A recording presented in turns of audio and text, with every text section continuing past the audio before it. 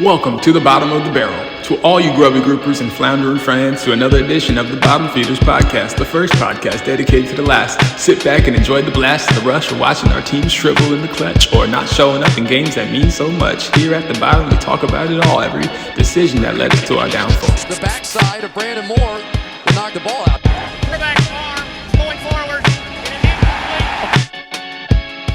Welcome to the Bottom Feeders.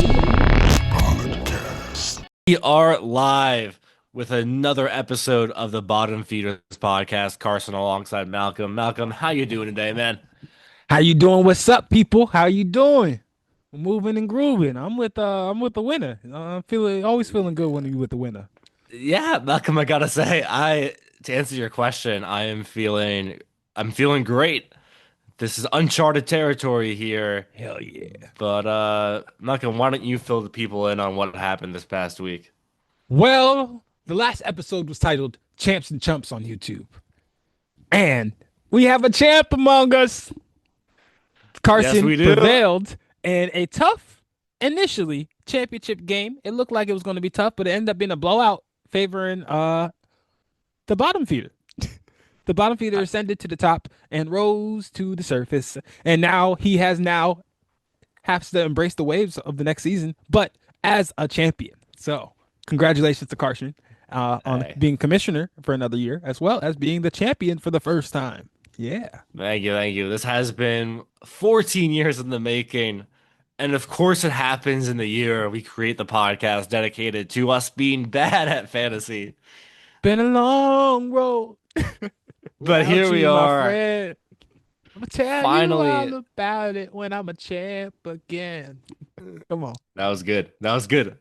And here it is for the viewers at home.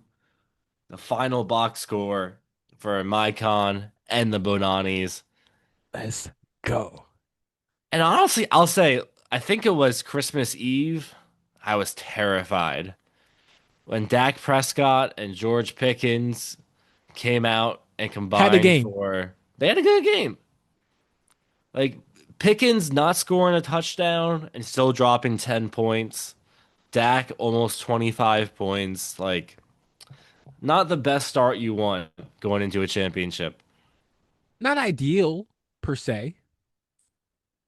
However, it's how you come back, right? It's how you bounce back. And even I want to take a moment to shout out all my guys that I drafted. I'll save my dream for later. But first off, Drake May. I mean, we said it all year.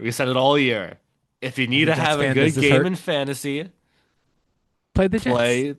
play the Jets. And you pick the guy that plays him twice a year. I did, and it worked out. He had 5 touchdown passes, I think it was. Does this hurt? Just a little bit? A little bit it hurts. Tiny bit? A little bit. Okay. But Because Patrick Mahomes also led me to the playoffs a couple years ago, and I had to hurt that hurt a little bit too. I just wanted to know. Tiny bit of insight for the audience, like if you win a fantasy championship with the rivals opposing starting quarterback, does that hurt a little bit? Yes. The answer is yes. it hurts more that he was probably the MVP of my team. And the MVP of the NFL maybe too. Yeah. I know it's Stafford. I feel like it's Stafford. It's got to be Stafford. But MVP of your team and maybe the NFL season, that is a tough position, a disposition to play somebody who's a champion. Yeah, but I mean, he finished as quarterback 2, and at the bottom you'll see I took him 119th overall in the 10th round. Waiting to take a quarterback thing every year. It has finally paid off in year number 14. Here's what I'll say. I'll feel like every year I draft the team. I feel like we both do in many ways, where we'll draft a team that is like, this is going to be a second half team. It is. Like this is I gonna knowingly do it. This is gonna be a team that like might start off slow, but when they get going, it's gonna work. And usually I endure the ridicule. yeah. Usually we I see know it what I have. fail. But some of my picks, Drake May, Travion Henderson on my You deserve IR. flowers for Harold Fannin too. Rashee Rice came through for you when you needed to. Harold Fannin, In interestingly hindsight. enough, Harold Fana and I got off waivers after another member of our league dropped Fannin to pick up Oronde Gadsden, the Chargers tight end. Yep. This is like week 7, week 8. Yeah. And I saw that and immediately jumped on Fannin. And I don't think I'm a playoff team without that, honestly. Because at that point, Waller was hurt. Waller, who was great when he was healthy. Where is he? Darren Waller. Let's look at the I Waller don't know. games. Hey, weeks 4 and 5 and 6 were Man, electric. what is that gap in the middle though? All the time he missed for injury. Oh, okay. Okay. Right. And that's what I think it was. I think it was week 7. Hey, what is that 222-point performance down there? Hold on. Well, Is that well, 22 points in a playoff performance for you? The first on week of my the playoffs? bench, on my bench, but Right. yes. Right. Hey, Tough. Darren Waller, he has that black and silver blood in him. And You know what? I don't know if I like him being identified. I think he was a great giant. you're that ready to pass Darren Waller on to a different team? I don't remember that period of time. It's a blackout for me. You choose to forget. What I will Who's say Derek is, Carr? Who is Khalil Mack? It's too painful to remember. I appreciate the good memories. what I will Somewhat. say, just to give Darren Waller his Segue back. flowers, um, I started him in week 4, and he scored 2 touchdowns, over 16 points, and won that game by less than 16 points. So me starting him won that game. And each game, that was a game against his divisional opponent, which mattered so much in the tiebreaker. So It did. Darren Waller, I made sure to keep him on my roster to the very end because he deserves that ring too. He earned it. Uh-oh.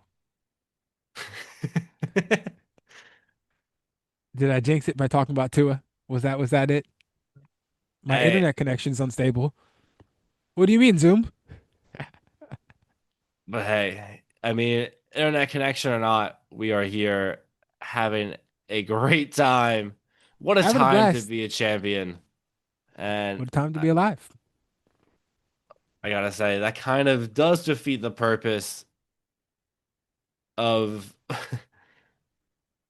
of the whole podcast. But hey, here we are, and we're surviving and we're making do. You know, we were here to improve. I actually disagree. You know, you steadily made improvements throughout the weeks, and you climbed the ranks of being a champion. This is proof that this podcast works. Perhaps I Yeah, don't know. We said it hey, wasn't maybe, advice, but maybe this might be sage advice. The best advice maybe. is not to follow me. You know, I feel like this happens a lot with fantasy managers, where you have these decisions, and you just need a safe space to talk them out, and maybe right? that's it. But I will say, Speaking I of will talking, say, like, comment, and subscribe. like, comment, and subscribe. I will say, I will admit, I got very lucky. Um, I had the team that steamrolled the league all season in the championship. And hey, sometimes it's better to be lucky than good. It was a real David and Goliath situation. So the first lucky sentiment I'll point out is my kicker and defense combined for 32 points. Which I His would agree is luck, if not for the fact that you're also a Miami fan right now. And I hey, also think you should just play the lottery. You know what I mean? Like, it's not luck. You're up right now. If we were at a blackjack table, I'd say you should stay on the table, Carson. hey, You beat the best team in the league. And yes, your kicker and your defense combined for an exorbitant amount of points this week. But at the same time, also, I just think, honestly, the momentum was in your favor after the Dak and the Pickett performance. yeah, which I want to point out goes to kind You of won show. everything this week. And then again this Hey, weekend. Come on, brother. it's been a good week for You the got to recognize Carson momentum when apartment. when it's going your way. Hey, The wind is blowing your direction, sir. It's at your back. so just some things I want to point out before we jump into our next segment. It's very weird on a podcast dedicated to the last talking as a winner. So, but I'm just gonna do it.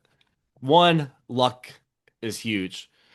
Giants defense, Cam Little, 32 combined points against his Bucks defense and Eddie Pinheiro, who I want to point out this team chose to start a player who was out in order to keep Eddie Pinheiro on his roster for the championship. And then in that championship, Eddie Pinheiro got outscored by Cam Little by 8 points. and that's how fantasy goes. Like, who could predict the Niners would score 6 touchdowns and no field goals on Monday night? So he only got 6 points Kyle for the extra Shanahan. points. I guess it's insane.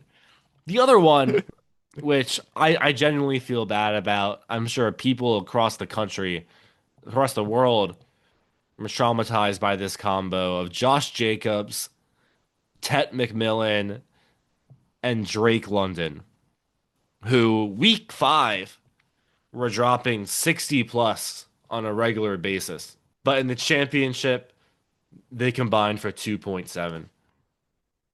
You know who wasn't traumatized by that performance? Me, a Raider fan. Josh Jacobs. Buster. You think Ashton Genty was the first Raiders running back that I had to suffer through feast and famine with? While also understanding their exceptional talent? Fair enough. But man, that one hurt. 0.8 from Josh Jacobs is crazy. You as a Bijan owner understand what that's like. Yeah, I don't know if there's precedent and there's context for this. But all right, well, fantasy season is behind us. Crazy to be a winner for once. Hopefully you guys see the trophy on the podcast soon once that's transferred over to me for the first time ever. But I want to get into our next segment, which is typically start sits, but I don't know about you, Malcolm. I don't know any fantasy leagues that still go into week 18. That would be rough. If you are a dynasty league that continues on through the rest of the season, more power to you, I guess. I think that's the only format that might support that. Maybe. But, I don't know. So to change it up, Malcolm, I know. Let's do it. We rode your parlay of the week a couple times earlier this season. Almost. Close, but not quite. And I want to mention bottom feeders because they do apply to some NFL players as well. There are some players in the league who can spend years and years in the NFL and never make the bag. You know? You got to get the bag. You got to get the bag. So the theme of this week, I want to be getting the bag. Secure the bag. Yes, sir. Yes, sir.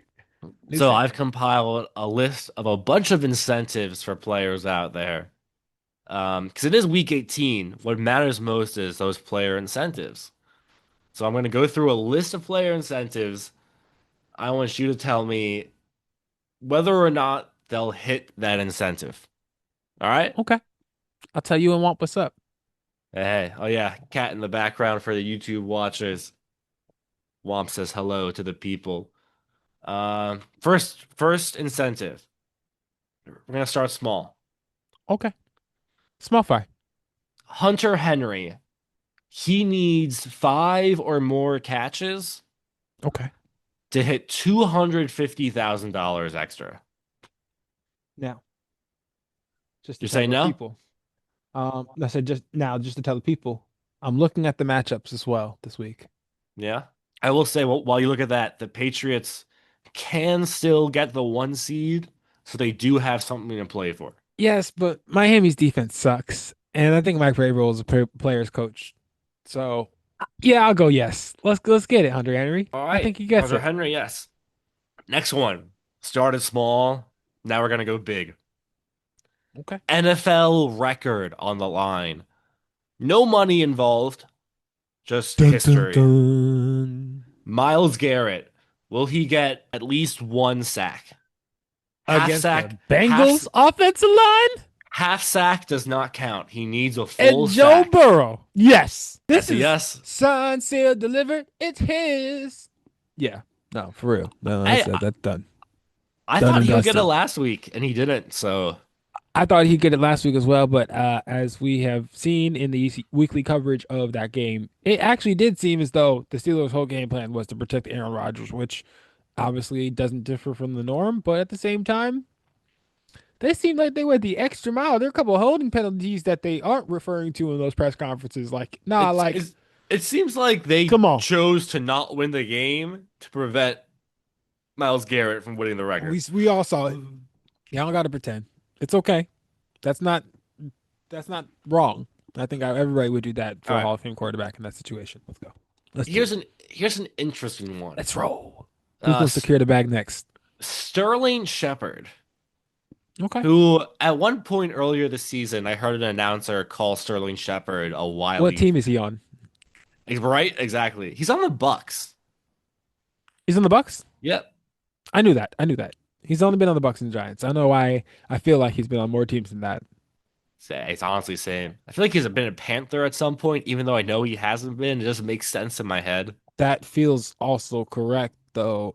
I know he came back to Tampa to play with Yeah. Baker.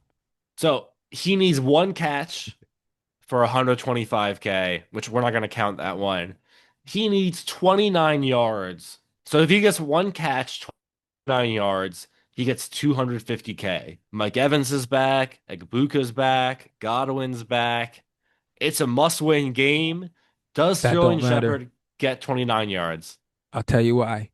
Given the thing I just mentioned, his connection to Baker, he only came back to Tampa to play with Baker, his college teammate. They're going to give him that 29 yards at some point in that game, even if he is the fourth option in that offense.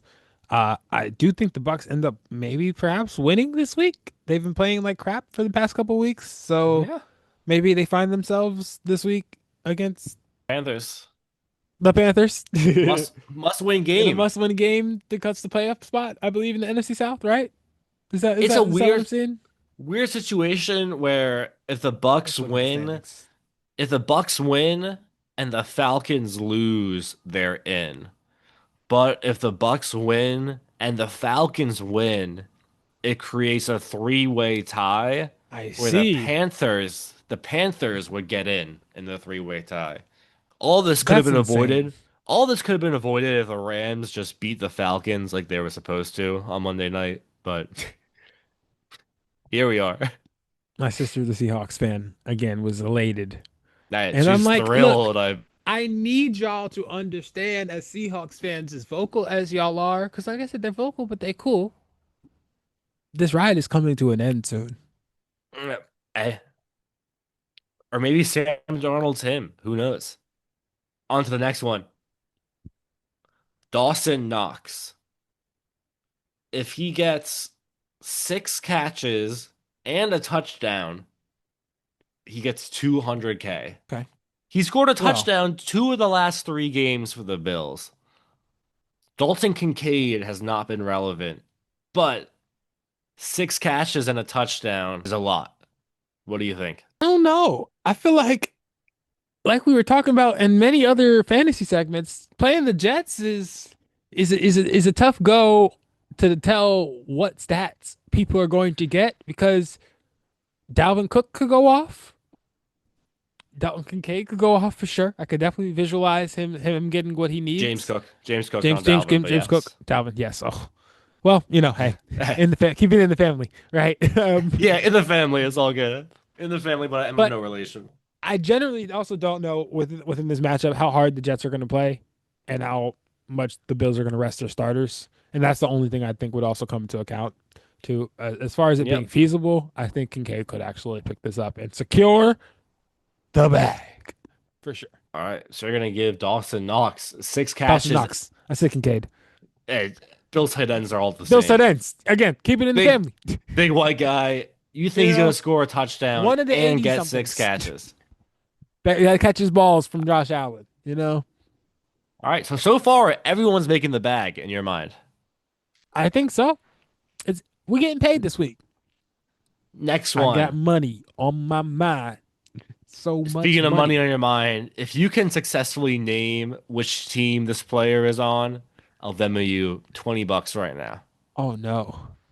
Van Jefferson needs one more catch for $100,000. And see, that's difficult. I'm gonna go Giants. Not on the Giants. Van Jefferson is a Titan. Titans. Oh no, he took Lockett's spot. I knew this. He did. Yeah, he did. No! He literally took Lockett's spot. Will All he this get money on my mind. I lost it. will he get one catch for 100K? Cam Ward's been balling. Let's Cam Ward go. has been balling. All Let's right. go. Yeah, let's say yes. All right, another one. That's everyone still making their bag. Now here's a tough one. Now you just said Dawson Knox would get 6 catches and a touchdown. Keeping it on the Bills. Khalil Shakir, if he gets 8 catches, that's 150K. If he gets a Easy touchdown, money. if he gets a touchdown, that's another 150K. Easy money. Will he get both 8 catches and a touchdown for $300,000? I'll say this about Josh Allen. He's a good leader, and he's definitely a good teammate. Is he gonna play though? The game means nothing for them. If it means that Khalil Shakir is about to get 250 or $300,000, 300. I think Josh Allen or whomever, who's the Bills' backup quarterback, Mr. Trubisky, This is still Mr. Trubisky. I generally could not tell you. whomever is the Bills' backup quarterback will make sure the organization, McDermott, will make sure that Khalil Shakir gets the extra little bit of money that he deserves because he's been balling out for them all year. He has been balling. He deserves I it. think So with a lot of that is what goes into that. Yeah, go ahead. with that in mind, do you want to keep your Dawson Knox pick? Because the odds of them both getting that many catches and a touchdown is low. I feel like it's possible they Yes. both get it. I think that they both get it in the sense that it's going to be a first half blowout, and then they start the rest of the starters in the second half. Hey, it is a Jets. You never know. All right, next one. Nick Chubb, fan favorite of the pod. He got his jersey right here. Yeah, that's our guy. Our guy, he needs 94 rushing yards to hit 250K. Ah, Is this the first no? this might be the first no. I think the Colts are still going to play hard this week. I want to I believe it. I want to, but also like the Texans need haven't to seen win. anything from the Texans offense this week or from the past couple of weeks that really makes me believe in them outside of CJ Stroud seemingly finding himself. Um, their offensive line still looks the same is what I mean by when I say that, Yeah. Um, they've had a bevy of running backs come through it over the years, and they have had some good years because they're good backs like Chubb and Pierce and whoever else, Mixon. But I don't think that they have the ability to have success week to week. So I don't know if I can guarantee that Nick Chubb is going to have 94, you said, or 95? 94 yards for 250. 94 yards for two. That's tough. So I'm going to say no. That one hurts, it but short. I would agree. What is interesting is Joe Mixon might come back for the playoffs for that Texans team. I mean, it's possible. I hope so. They deserve to have that two-headed running back attack because Nico Collins has been balling out of control. Yeah. All right. Next one. Patriots pass rusher, Clavon Chason. He was like a top 10 pick not too long ago. Against the Jets? Yes. Whatever you're about to ask me, yes. Well, no, against the Dolphins. Oh, no. Okay, yes. Okay. He Still needs, yes. Yes. Who's starting for the Dolphins? Is Quinn Ewers again? It's still Quinn Ewers, and Chason needs half a sack for 500K. I'm gonna look directly into the camera for this one. That man is about to chase the bag. 500K. The chase That's is a on. lot of money. Hey, nice. Yeah. All right, next one. Hollywood Brown. Marquise Brown on the Chiefs with who knows who throwing to him at quarterback. Let me know. Lucan? Let Gardner me know. Minshew Magic? Will he score either? Pick one. Well, actually, no. Let's go one at a time because it will be a parlay. Will Hollywood Brown score a touchdown? I think he has 4 touchdowns on the season. He needs one more for 250 with a guy throwing to him who has not a lot of experience, let's say. I'm gonna learn from Nick Wright's mistakes, and I'm not gonna bet on the Chiefs. All right. Will he get 102 receiving yards? I'm gonna learn from Nick Wright's mistakes, and I'm not gonna bet on the Chiefs. What if I told you if he gets 102 receiving yards, he gets an extra 625,000? What if I told you this is not a 30 for 30, and I refuse to bet on the Chiefs? All right, fair enough. I won't blame you. Next one, also one that's a little out there. Debo Samuel needs 94 receiving yards Like Debo, bow. for 450,000. 94 yards. Sorry for the random Migos ad libs. The Eagles have been playing well. I think the Eagles defense and secondary in particular is going to figure out what they need to figure out this week. Nah, you know what? Nah, no. You got to learn how to say no sometimes. No. Hey, we went from 7 yeses in a row to 3 nos in a row. Next That one. might be indicative of a pattern. Next one. Rico Dowdle. He has been a fantasy savant for some teams this year.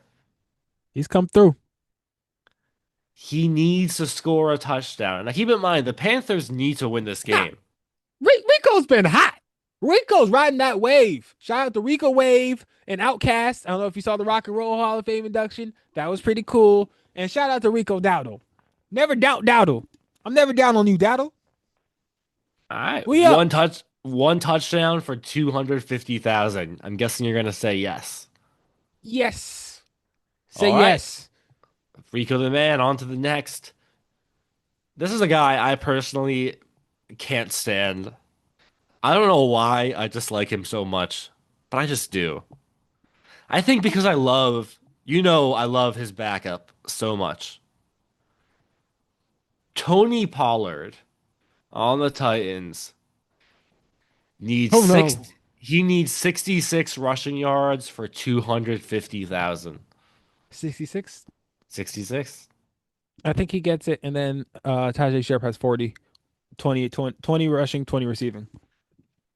Hey, this is one of those I really thought when Spears came back he would take over the I don't know about that, backfield, though. I'm not sure. and he didn't. I'm concerned about how many touches each one of them gets every week. Neither one of them looks like they're relinquishing their role. So that's concerning to say the least. It is very clear. It's rare to see such a clear black and white Two-headed attack, where like I'm the running back and I'm the receiving back.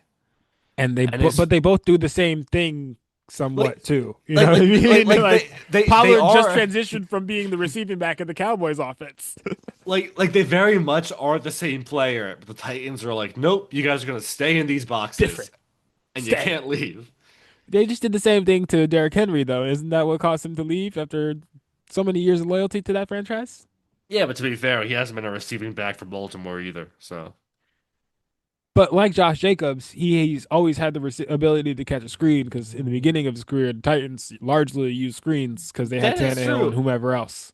So I just think it's funny with some of these bigger backs, especially, or just backs like Pollard, who have that north-south ability, where they're like, "Look, I'm not going to give you the ball out the backfield." And I'm like, that's a silly decision to just decide not to, because unless they can't catch the ball, I don't think there's a reason not to utilize the running back, especially in today's game.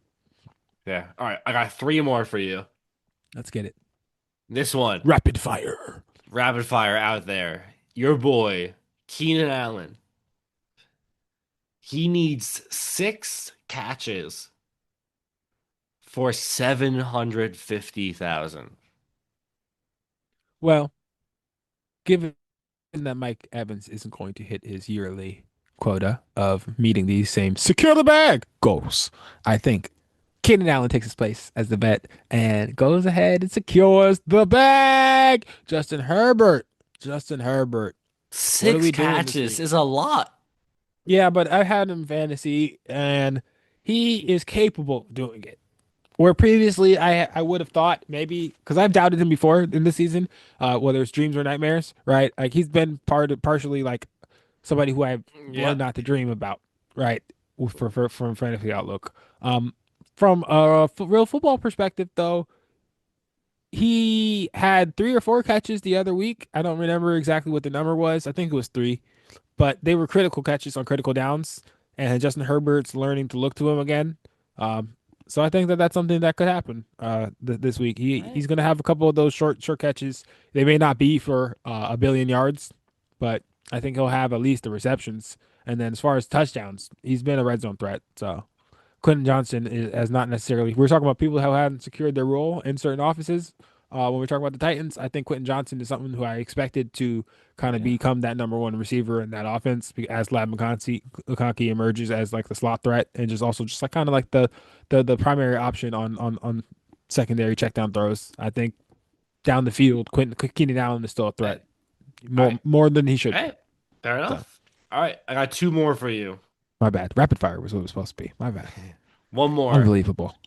Eagles should theoretically rest all their players, right? Theoretically. They're locked into the 3 seed, I think. They might have a chance to get the 2 seed, but they're not getting a Did you first round see how bye. contentious that game was a couple days ago? Yeah, I did. Saquon Barkley.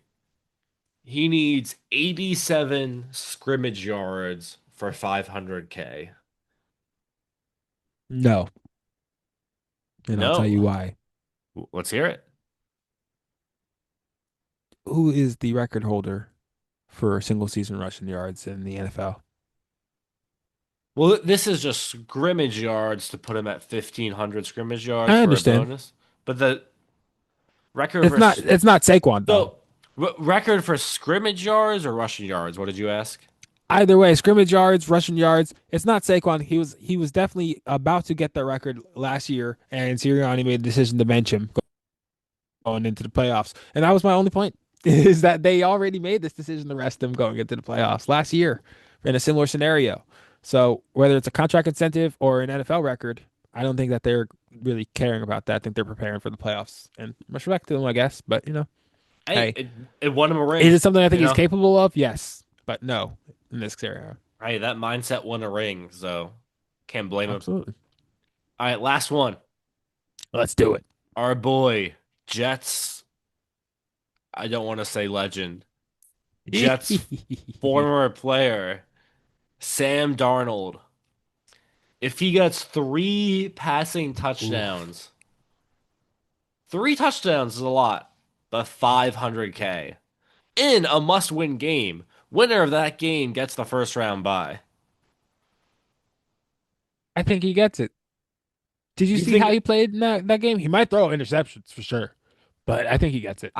I believe it for the sole fact that the Seahawks took a very good Rams defense and it was a shootout. I was about to say something very similar. You take us against a Niners defense that is not as good as the Rams The defense. Niners have endured through these injuries, and I don't know how They much have. longer they can continue to do that against these good teams. And To their credit, they do it, but I don't know if that's even sustainable. if Who's they left do in that endure, defense? Who's left? Who's even if they left? do endure, we just saw the Chicago Bears drop a ton of points on this Niners team. I think Sam can do it too. In a home game, too. Home for Seattle? Oh, damn. No, I'm Well, saying like in that Bears game, too. oh, yes, yeah. It was Yeah. a home game for the Niners. And then yes, this is an away game for them, and I don't know if that defense is going to travel. So, to recap, you have selected Hunter Henry, 5 catches, Miles Garrett, 1 sack, Sterling Shepard, 29 yards, Dawson Knox, 6 catches and a touchdown, Van Jefferson, 1 catch. We'll call that one parlay. We'll call that one. Okay, let's go. Second parlay, That's one leg to stand on. Khalil Shakir, 8 catches and a touchdown. Clavon Chason, half a sack. Rico Dowdle, anytime touchdown. Tony Pollard, 66 plus rushing yards. Keenan Allen, 6 plus catches. And Sam Darnold, 3 plus touchdowns. That's two legs to stand on. Now we building the giant. Hey, one of those hit, and you're making money. Let's get to the bag. So there we go. We have Malcolm's, I guess, parlays of the week. Brought to you by the Bottom Feeders Podcast. Follow us on Spotify, YouTube, TikTok, Instagram, all the above. Subscribe. We are It's a vibe. at our core a fantasy podcast. We have reached the summation of the fantasy season. I want us to Ooh, that man went to college.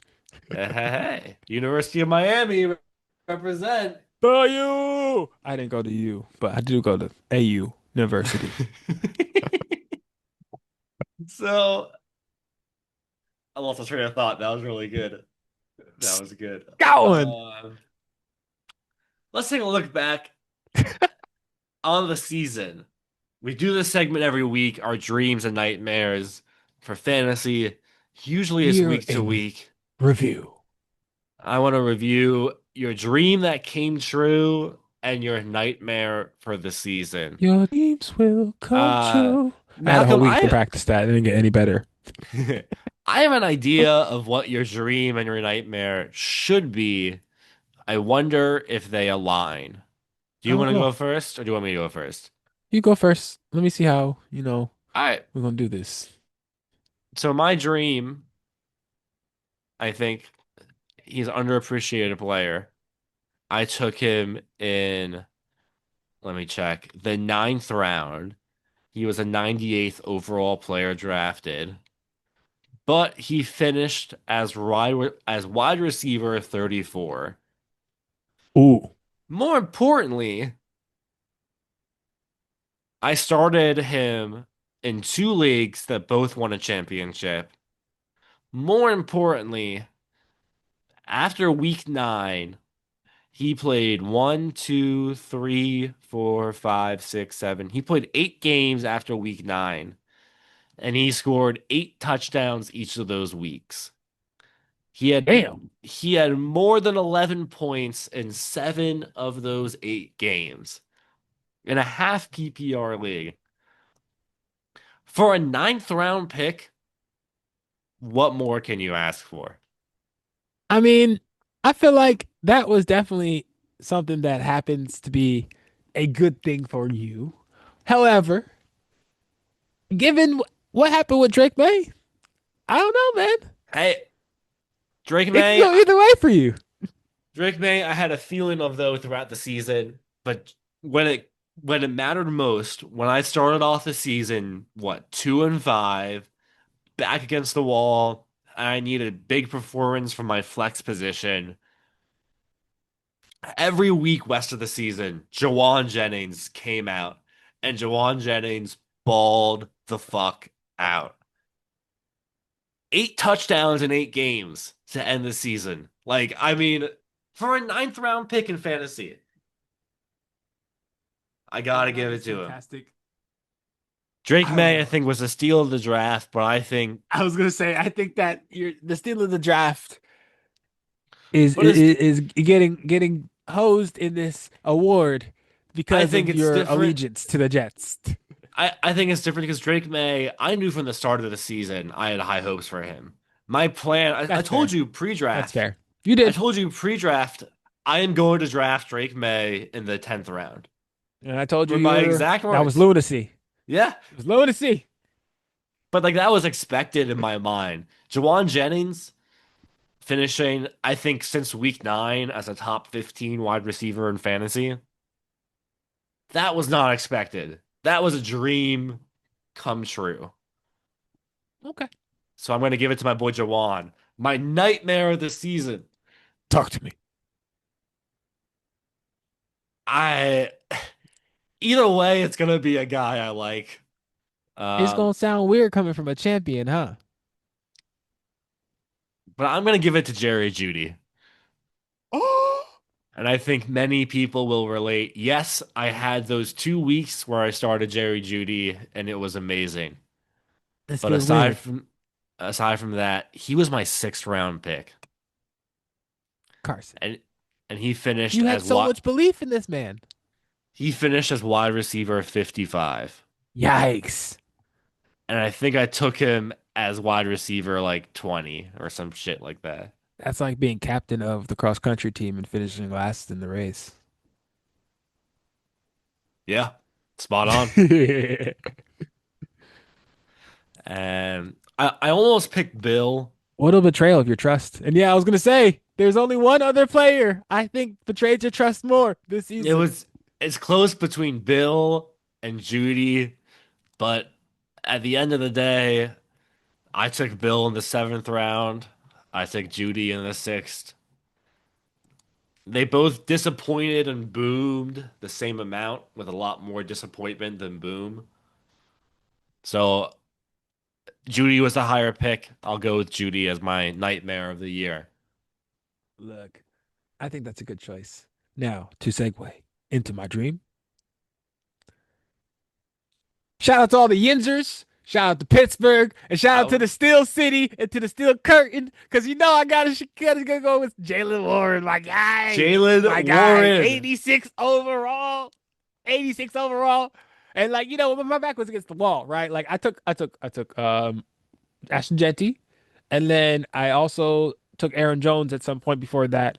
And when I took Jalen Warren, I was like, man, I know he's splitting carries the game well, but I hope in this PPR league he's able to have enough of an effect from the flex position. And every week he became my RB1, He really was. He really was. most consistent part of my team. Every week I knew at least I could trust Jalen Warren. Even on the bye week, he outscored most of the players on my team. Hey, you took him as But that's it for a 86 minute. Go. overall, 86 overall, and he finished as running back 18. I mean, Splitting that's carries with Gainwell, who also had an exceptional season. and what's crazy is in the offseason, in the preseason, we thought he was going to be splitting carries with Caleb Johnson. We did. And I don't think I've heard his name once all season. I have because he's been used as a fullback. Yeah. I've heard them credited And him for good blocking on the outside a couple times. and and that's a credit to how good Warren actually is. I think people Yeah. sleep on Warren.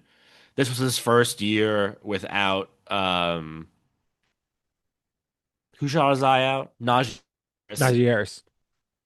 First year without Najee, and he gotten to be the lead back with a 1-2 punch, which we thought would be Caleb Johnson. Ended up being Gainwell, but no.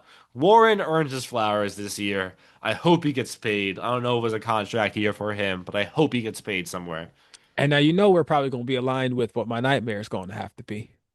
Your nightmare was probably the same nightmare as tens of thousands of Americans across the nation. It's actually fitting that I'm seeing purple right now It works. because purple rain, purple rain. Man, I hope this episode doesn't get flagged. Anyway, Sing it, Jimmy.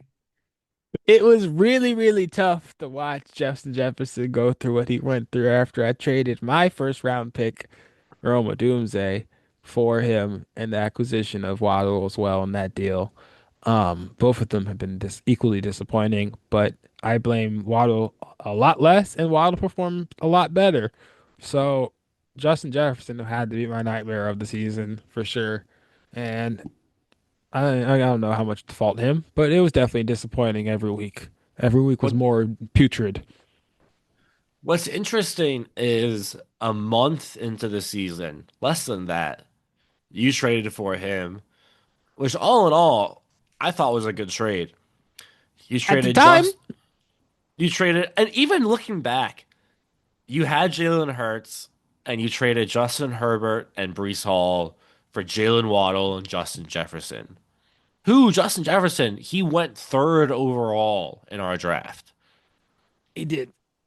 That's what I saw too. And I guess credit to the team who traded him, or I don't even know who to give credit to, because I think everyone lost that trade.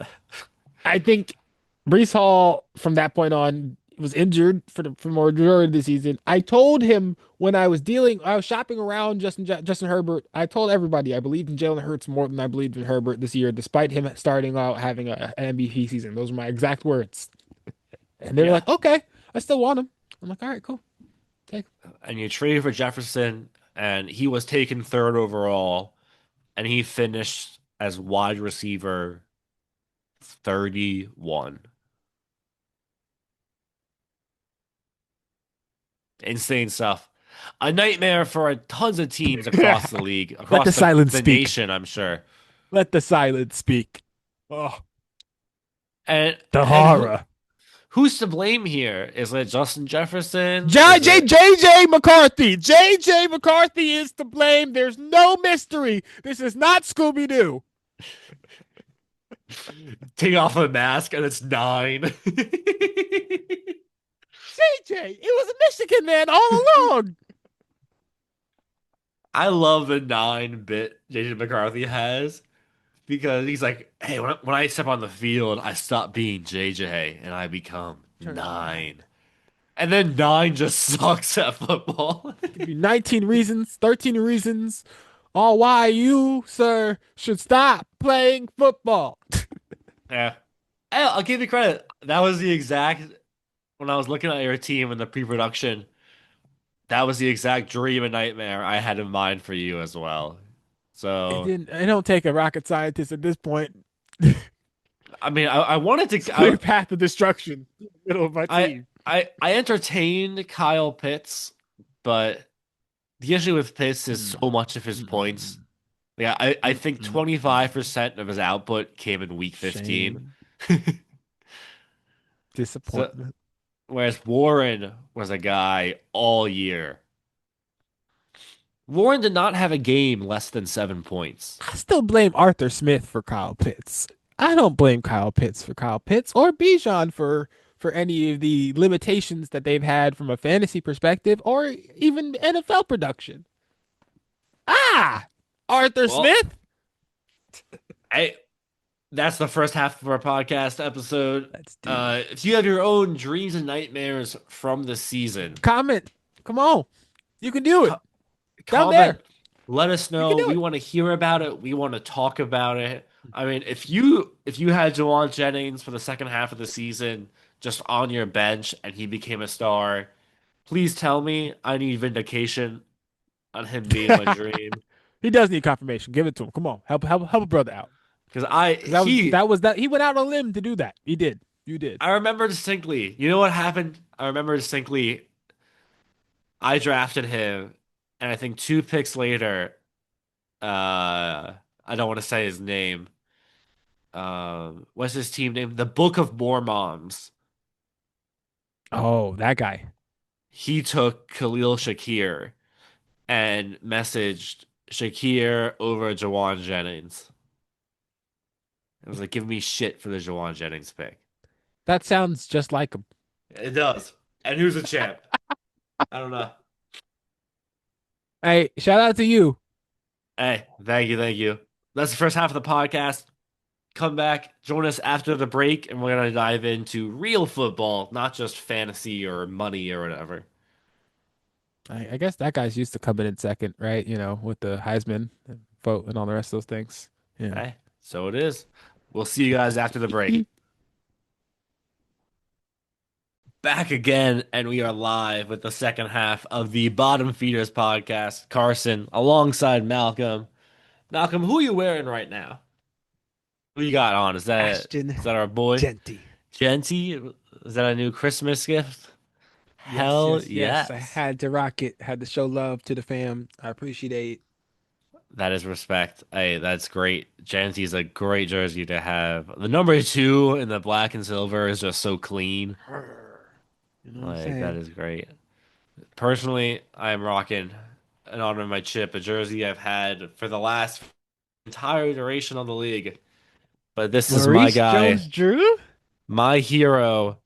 If you're watching on YouTube, I don't know if you can see it, but Maurice Jones-Drew. Let's go, MJD. I enjoy you on NFL Network if you are watching. Yeah. Maurice Jones-Drew, one of my favorite players of all time. Maybe my favorite. Maybe like if I had to think about my NFL fandom as a youth to young adults, probably my favorite player all time, pound for pound, maybe the best Lamont running Jordan, back we've ever seen. I mean, he's what, five? He was like what, 5'8", 5'9", about just about. powering through those holes. And I grew up a Jets fan, but was always a huge Maurice Jones-Drew fan. Curtis I wore Martin, his jersey. Horace Martin was great, but for me, it was more Thomas Jones, I guess, was more Charlie our Gardner, area. Yeah, like Thomas Jones still takes the cake. Mike Alstott, Yeah, now we're going way back. Peyton Hillis. Fullbacks. Payne Hillis, legend. But so I've loved this jersey. I've had this jersey for over a decade. I think I've wore this to every in-person fantasy draft we had. Ooh, But he's not a Jets player. So Malcolm, I wanted to ask you, for me it's MJD, but growing up, or even not growing up, who was your favorite player that wasn't on your team? That wasn't a Raider, but you just couldn't help rooting for them every week, every year. that's actually easy. Now that I'm thinking about it, Yeah. LaDainian Tomlinson. LT, okay. Even Like, though it was in the same oh, division? simple. It was so. Have you ever seen that man play football? Oh my gosh, I love you, LT man. Yeah. Fair. The little flick at the end. Oh man, that's gold I right also there. love Reggie Bush, to be fair. Like I clearly had a type. You know what I mean? Growing up, I was like, man, this electric running back stuff. I don't know if I would. Reggie Bush was a great one, man. Give him his Heisman back already. Have they yet? Like, I think so, but I'm not sure because Manziel was also going back and forth with the Heisman committee. So I think they're slowly walking back all the NCAA yeah. forfeitures. Give Bush his damn Heisman. He earned it. Man, that USC team. Matt USC Leinart, back in the day was so Carson fun to Palmer, watch. They had a run Steve of Smith, Mark Sanchez, the Sanchez. Sanchez. Like USC had a good run. Lord, And man, Juju Smith too in that period. I will Charles say, Van. I will say because of Maurice Jones-Drew, I very much became a UCLA fan. So a little bit at odds against you. I But I kind of remember this. How's yeah, that going though? How are those Bruins doing? hey, they beat Penn State this year, I think. That was huge. That was like the biggest upset in history, I think. I'm glad you followed us to the Big Ten. Hey, hey. I'm sure this is going to Is be great for your volleyball program. UCLA and USC are meant to be together, so the fact they They still are. are is They all are. that Because no, matters. you know what's It's coming too? Like I think the sole reason they came over to the Big Ten is so that they could attract Notre Dame away from the ACC. hey, chill on my ACC because my ACC, Miami, It's going to die. I'm rocking the hat. Unfortunately, I The think hat some in of the the Florida schools are background, going to the SEC. They might be going elsewhere, or the ACC is going to come to Super Conference as well and absorb some of the American Conference. But I and the think the Big days 12. of Tulane, yeah, and the Big 12 is dying out. I'm not sure what the Big 12 is going to do. They're also going to expand, or they're going to die like the Pac-12 as well.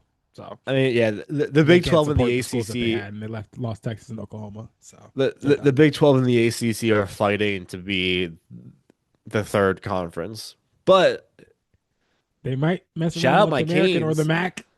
Hey, fuck everyone else. Miami just beat That's true. Ohio State. Talk your stuff. We just fucking sauced Ohio State. We Double did. digit win. Before that, we beat A&M. So that's SEC, Big Ten. Now we got Ole Miss next. I Carson feel as Beck, though the Ole Miss is the future. toughest challenge you guys are actually going to face. 'Cause this is the only No. team. This is the only team that I think they can actually beat you guys. I think that the quarterback play on Ohio the State should other have beat side. us.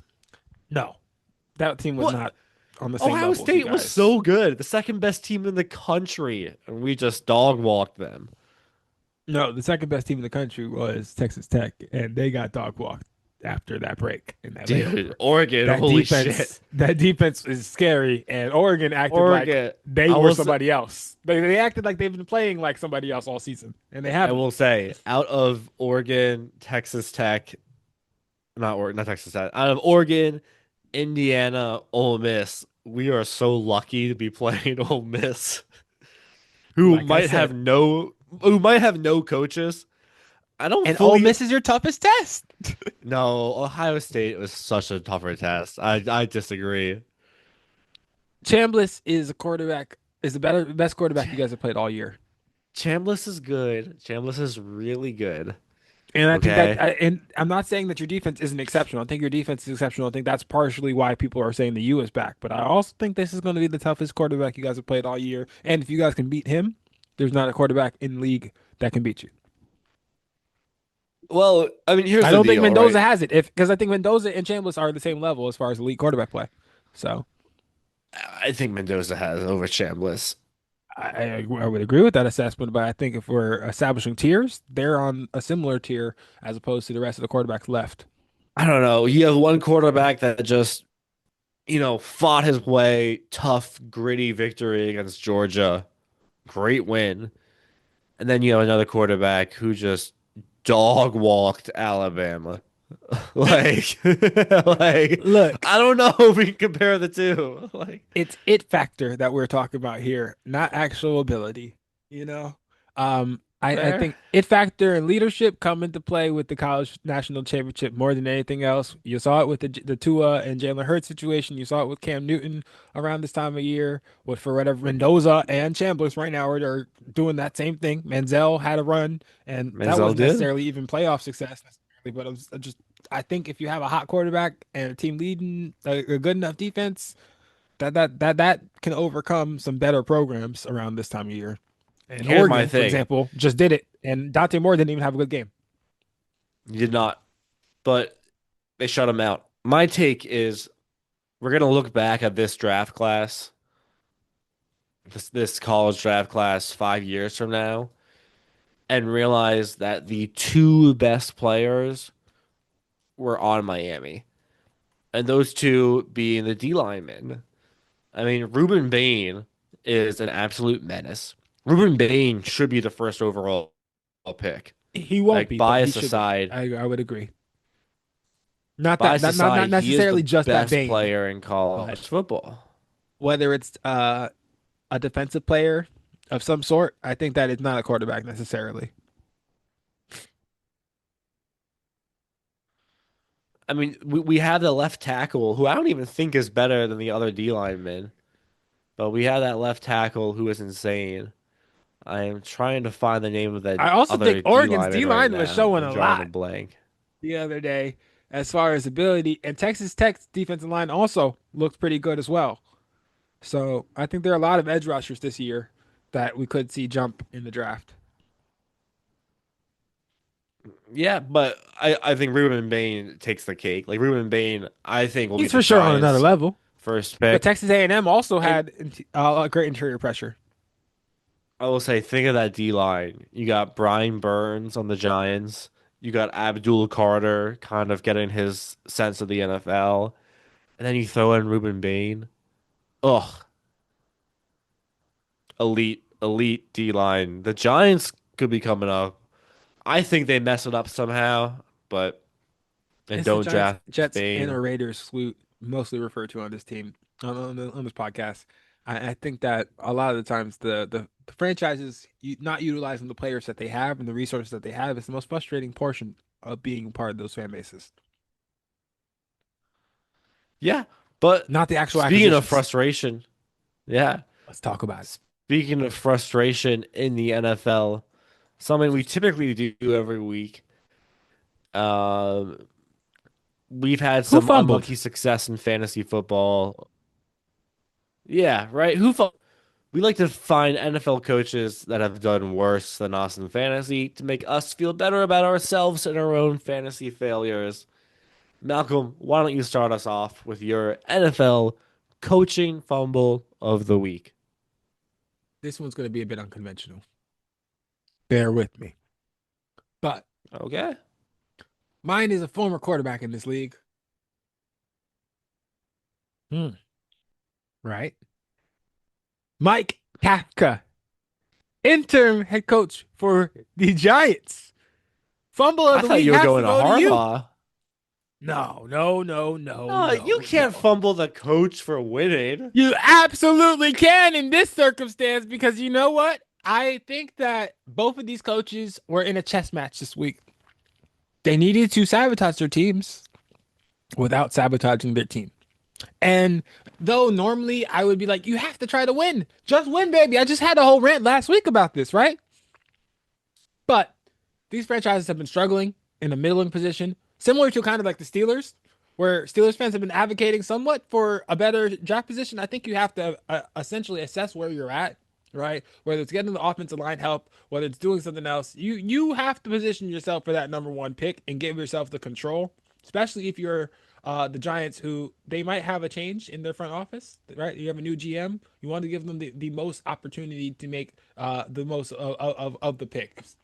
I don't think that this is going to be something that they look back on and be like, oh, we're happy with now the selection that we get to make and not having the destiny in our hands.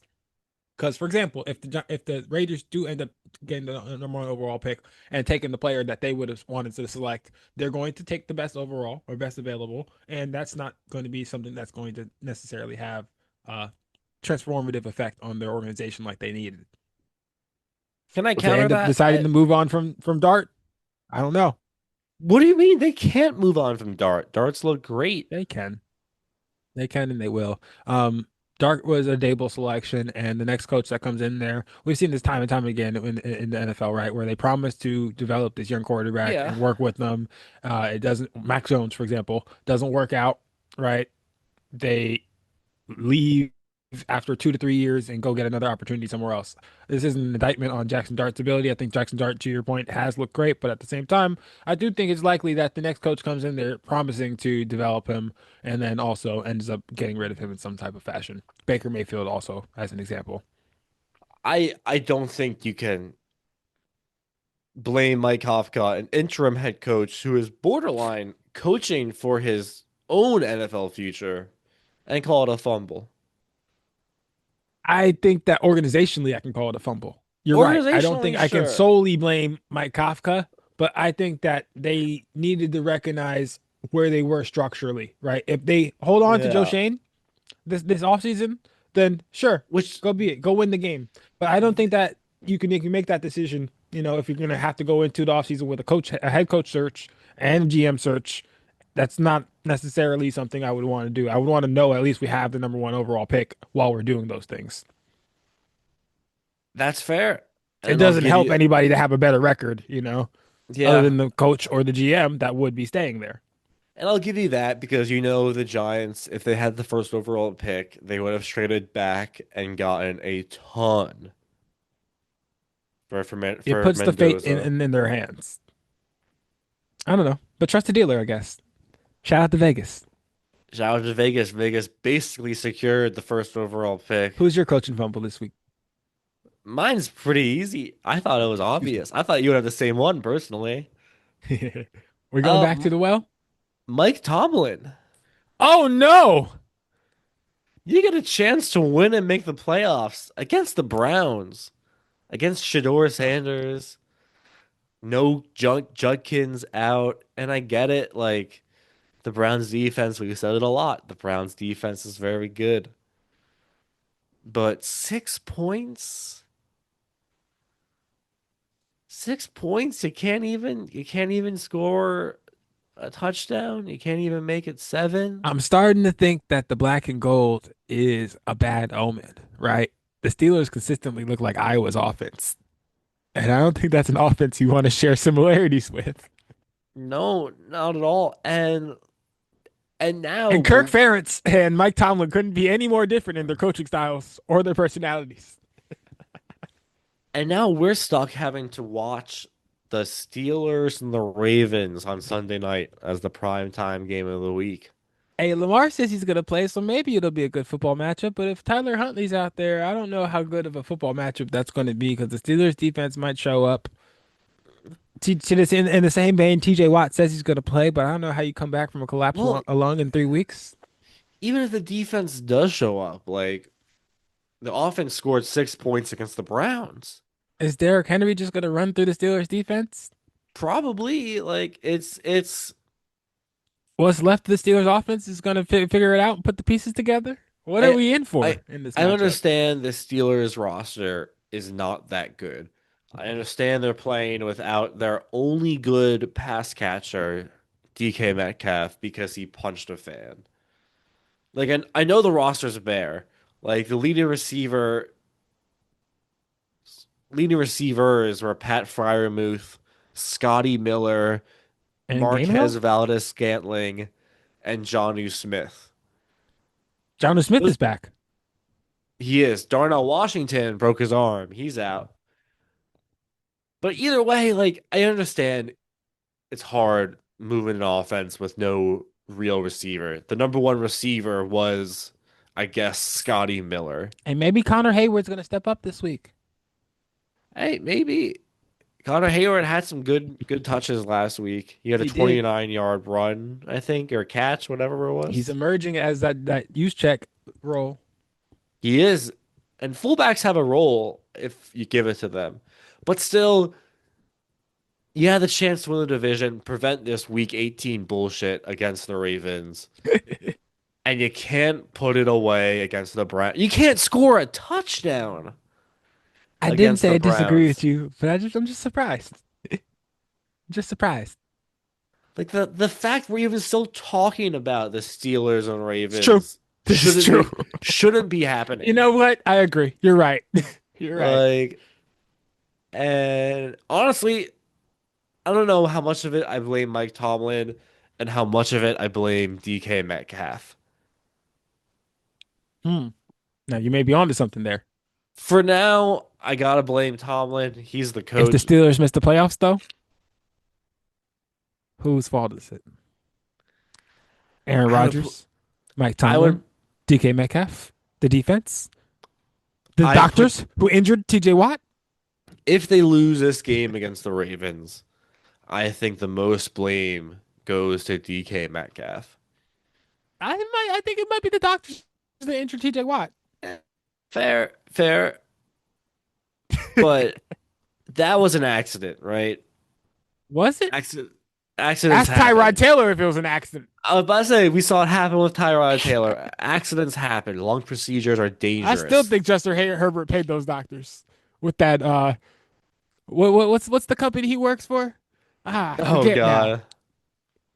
I know what you're talking about. It's not yeah. SoFi, but basically SoFi.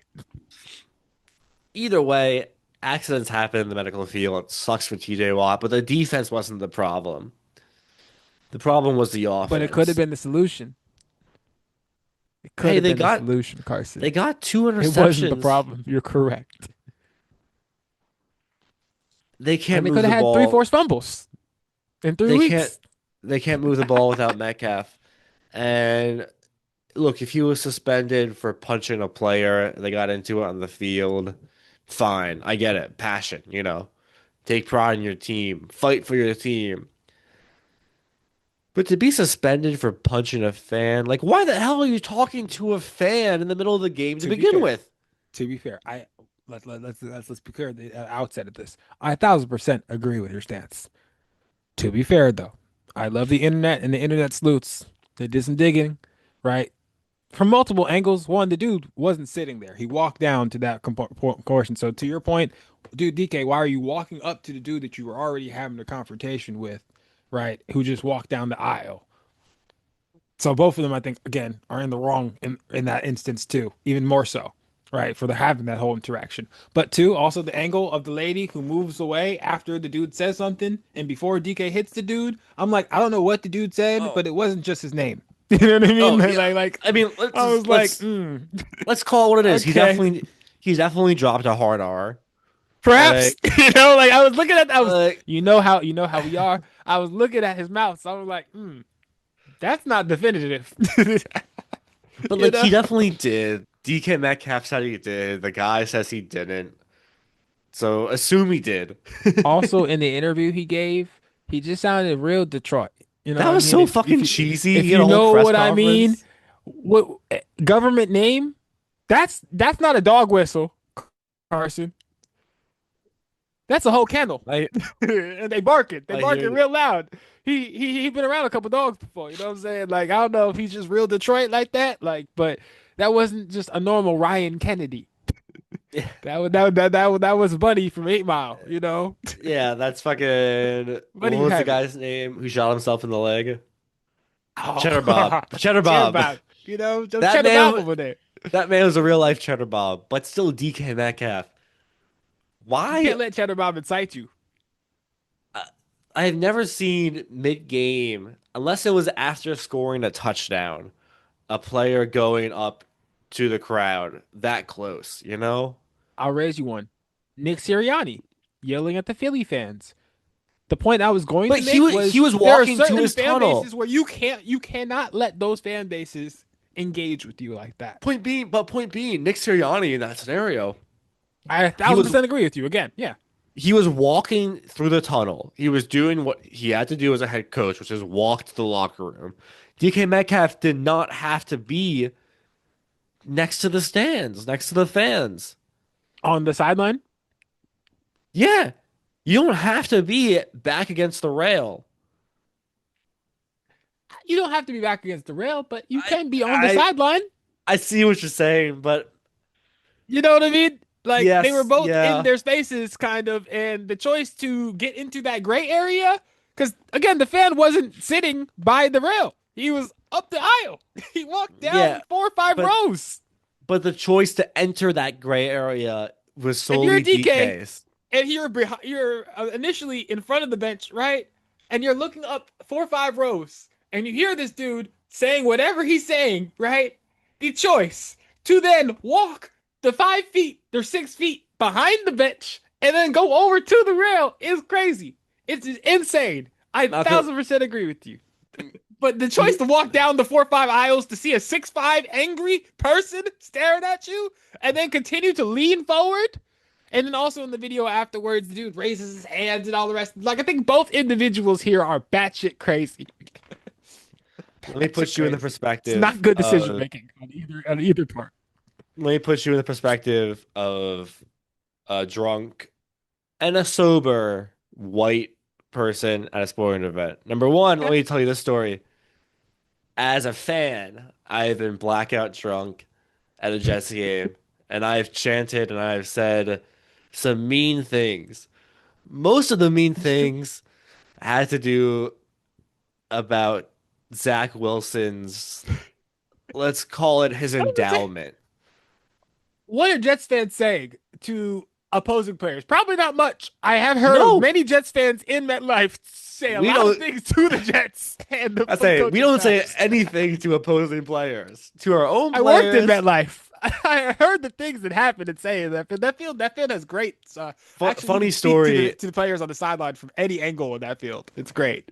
Funny story. A couple of years ago, me and some members of our league were at a Jets game, all Jets fans, and I started a Zach Wilson has a small penis chant.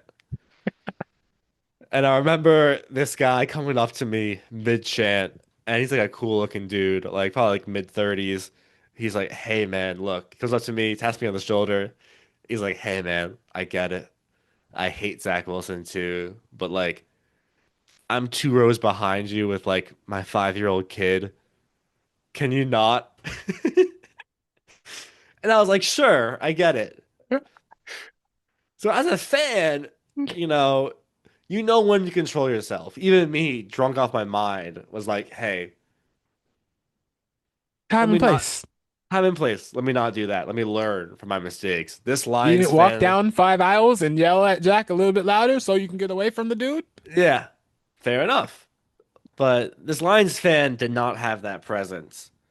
What I also want to say is one time when I was playing JV volleyball, there were some fans fucking heckling me, right? I think I remember this so much.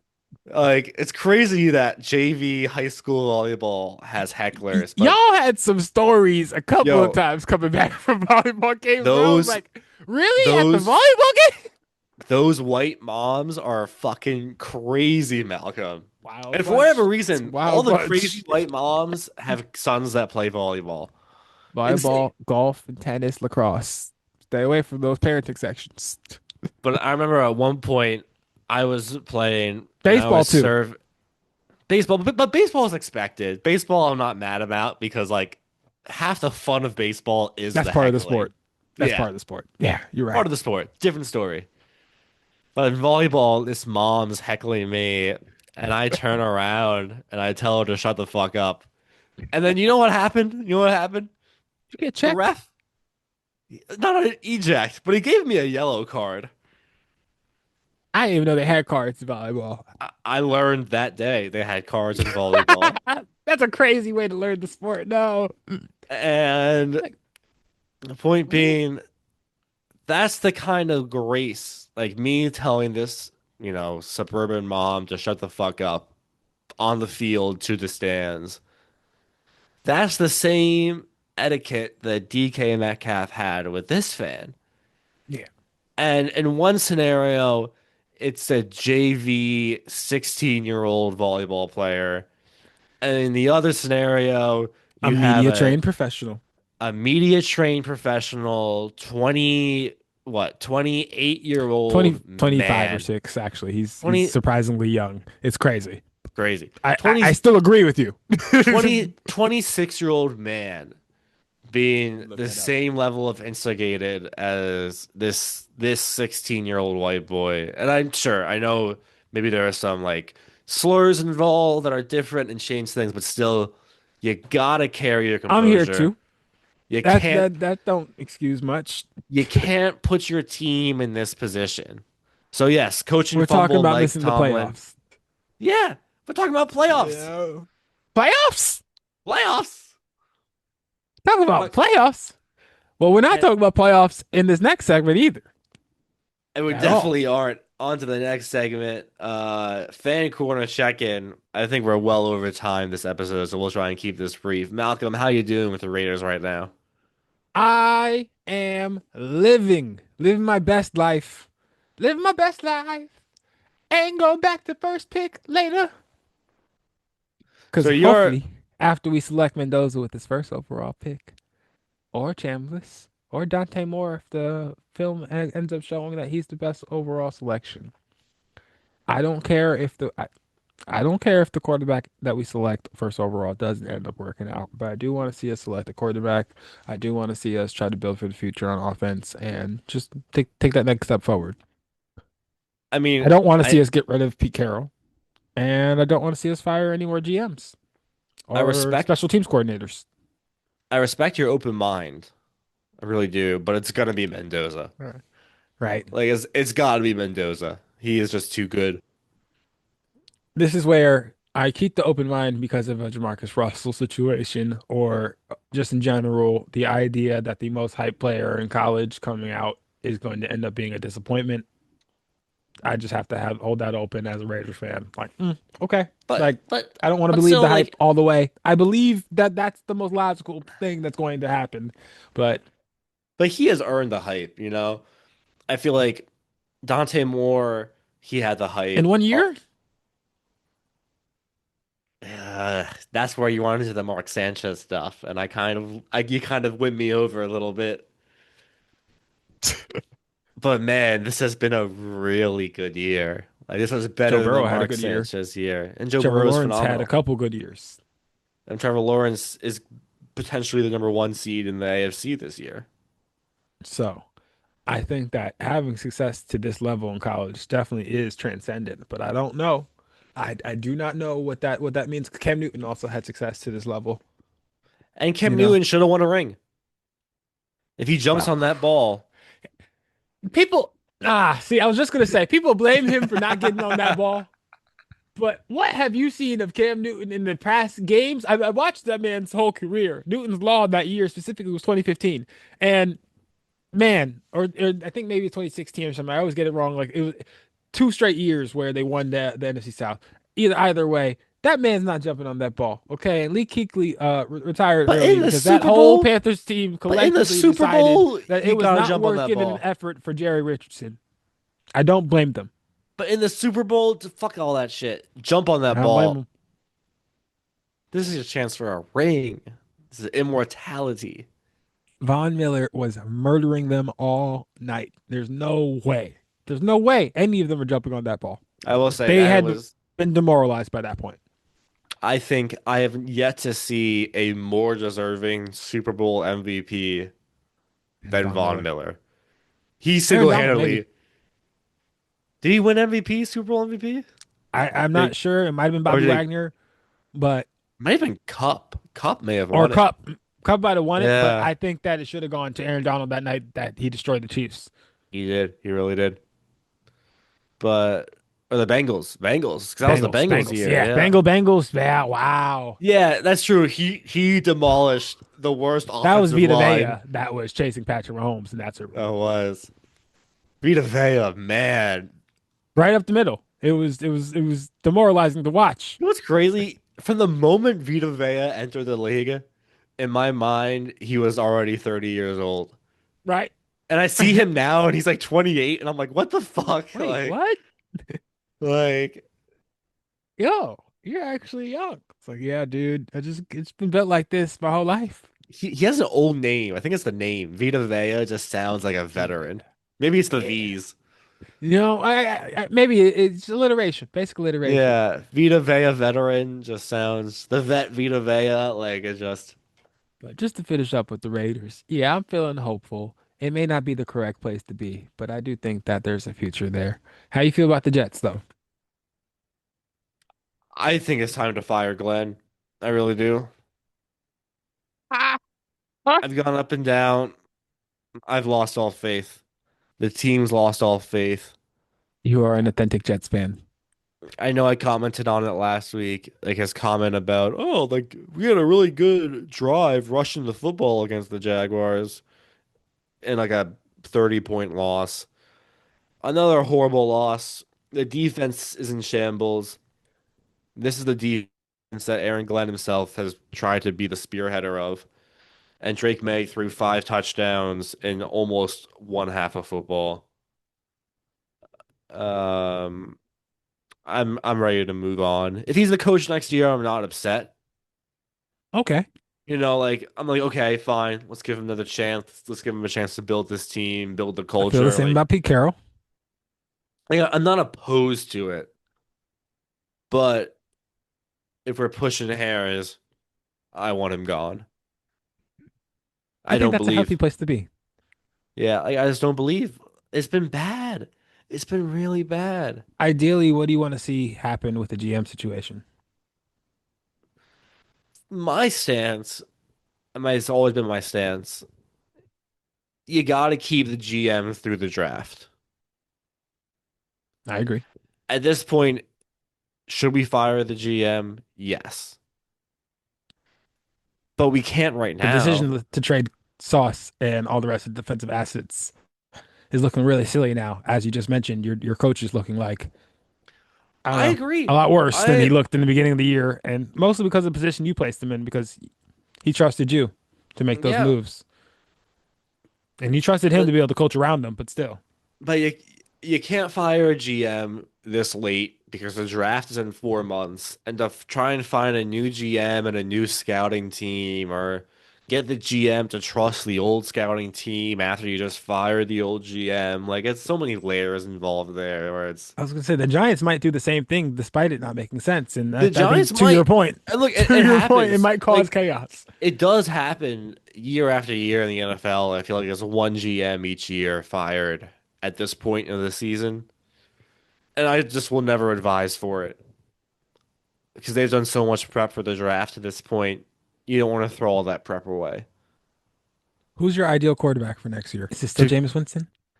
it might not be. I might change it. Uh, to what, like to your point, my brother should be the Jets GM because he made a really good point to me over the holidays. Uh-oh, he has spoken. Mac Jones. Jones. Once again, he strikes. You know, maybe they should fire the GM immediately. They might be in the right hands. I'm gonna re-say it. They should hire your brother. Hey, they should. They should. And make me assistant GM while we're at it. No, they shouldn't do that. Don't do that. If you're out there listening, don't do that. We just talked about stability. Come on. Well, hey, that's it. Nah, love you. That concludes another episode of the Bottom Feeders podcast. Carson alongside Live from the Malcolm. bottom. Something I like to do before we end every episode after we talk about our teams. Let's look at the tankathon. Let's go. Let me just share it real quick Straight so to the everyone can see. Straight to the top. Where we going? Straight to the top. Where we going? Straight to the top. And for the first time all Straight to season, the top. Where Malcolm, we going? Straight to the top. your Where we Raiders going? have the first overall pick. Dun, dun, dun, And it's dun. almost impossible for them to lose the first overall pick. We are number one, which is not a good thing, but it might not be a bad thing. Jess right now sitting at third overall pick, which means I'm going to be watching the Oregon games a lot more closely. Because I guess Dante Moore comes into question, and I don't necessarily want it, but I got to watch to know. So we'll Let's go. see. Gotta find out. Hey, I hope it's an Oregon Miami championship. That'd be cool. That would be dope. Greatest uniform matchup in a while. That would be really cool. But all right, that ends the podcast. Carson alongside See y'all Malcolm. soon. Malcolm, any last words for the people? Much love. Thank you for watching. If you watched all the way to the end, I appreciate you. Like, comment, subscribe. Please join us next week and tell us how you feel. Whether it's the fan corner, talk about your fan section, any sport. We're gonna definitely segue into some other things now that we got into the fantasy all season. College football as well. CFB. Let us know how you feeling. Who you think is gonna win the national championship. Put it down here. We'll see if you're right. Yeah, So for sure. yeah, talk to us and we'll see you guys soon. Peace. What? See you soon. One thing I want to add, if you have any fantasy football punishments, we're going to be getting deep into that next week. Let's do it. Share us your own punishments. Comment, email us. We want to hear it. And maybe You we ready, beer even mile? get, What you got? maybe we even get our own last place finisher on the podcast in the next few weeks to talk about his own The Blazing punishment Challenge. upcoming. Dun, dun, dun. Thank you guys for listening, watching, wherever you Peace. stream our content. We'll see you guys next week. Bye. Thank you, Spotify.